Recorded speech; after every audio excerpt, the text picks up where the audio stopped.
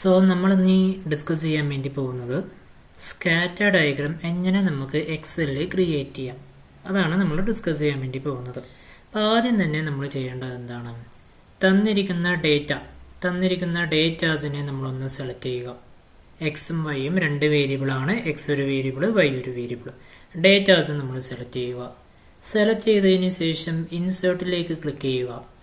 Insert click ചെയ്തതിന് ശേഷം ഇവിടെ ചാർട്ട്സ് എന്ന് കണ്ടല്ലോ, ഇവിടെ സ്കാറ്റർ കാണും. നമുക്ക് ഇൻസേർട്ട് സ്കാറ്റർ എന്ന് കണ്ടോ, സ്കാറ്ററിൻ്റെ ഇവിടെ ക്ലിക്ക് ചെയ്യുക. സ്കാറ്റർ ചൂസ് ചെയ്ത് കഴിഞ്ഞാൽ നമുക്ക് സ്കാറ്റർ ഡയഗ്രം കിട്ടി. ഇനി നമുക്കിവിടെ ടൈറ്റിൽ ചേഞ്ച് ചെയ്യാം. ഇവിടെ ടൈറ്റിൽ വൈ എന്നാണ് കൊടുത്തിരിക്കുന്നത്. ടൈറ്റിൽ വേണമെങ്കിൽ നമുക്ക് ചേഞ്ച് ചെയ്യാം. ഇവിടെ വേണമെങ്കിൽ ടൈറ്റിൽ സ്കാറ്റർ ഡയഗ്രം എന്ന് ആക്കാം. ടൈറ്റിൽ ഇവിടെ സ്കാറ്റർ ഡയഗ്രം എന്നുള്ള ടൈറ്റിൽ കൊടുക്കാം. ഇനി ഇത് ഏത് കോറിലേഷൻ ആണെന്ന് നമുക്കറിയണം. പെർഫെക്റ്റ് പോസിറ്റീവ് ആണോ, പെർഫെക്റ്റ് നെഗറ്റീവ് കോറിലേഷൻ ആണോ, പോസിറ്റീവ് കോറിലേഷൻ ആണോ, നെഗറ്റീവ് കോറിലേഷൻ ആണോ, നോ കോറിലേഷൻ ആണോ എന്ന് അറിയണം. അപ്പം നമ്മളിവിടെ ചെയ്യേണ്ട കാര്യം എന്താണെന്ന് വെച്ചാൽ, ഈ സ്കാറ്റർ ഡയഗ്രാം സെലക്ട് ചെയ്യുമ്പോൾ ഇവിടെ ഒരു പ്ലസ് ബട്ടൺ കാണാൻ പറ്റും. ഈ പ്ലസ് ബട്ടണിലേക്ക് നമ്മൾ ക്ലിക്ക് ചെയ്യുക.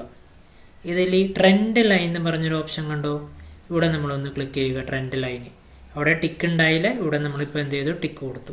അപ്പോൾ നമുക്ക് എന്താ ഒരു ട്രെൻഡ് ലൈൻ വന്നു. ഇത് ജോയിൻ ചെയ്തപ്പോൾ ഇതെന്താണ്, ഒരു സ്ട്രെയിറ്റ് ലൈൻ പോലെയാണ് വന്നിരിക്കുന്നത്.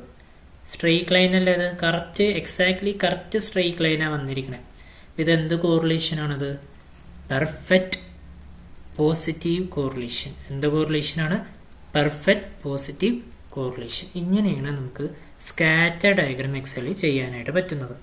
വേണമെങ്കിൽ നമുക്ക് ഇതിൻ്റെ ചാർട്ടിൻ്റെ സ്റ്റൈലുകളൊക്കെ നമുക്ക് മാറ്റാനായിട്ട് പറ്റും. ചാർട്ടിൻ്റെ സ്റ്റൈൽ വേറെ സ്റ്റൈലാക്കണമെങ്കിൽ വേറെ സ്റ്റൈലൊക്കെ നമുക്ക് ആക്കാനായിട്ട് പറ്റും. കണ്ടോ, ഇങ്ങനെയാണ് നമ്മളൊരു സ്കാറ്റർ ഡയഗ്രാം എക്സലിൽ ചെയ്യുന്നത്.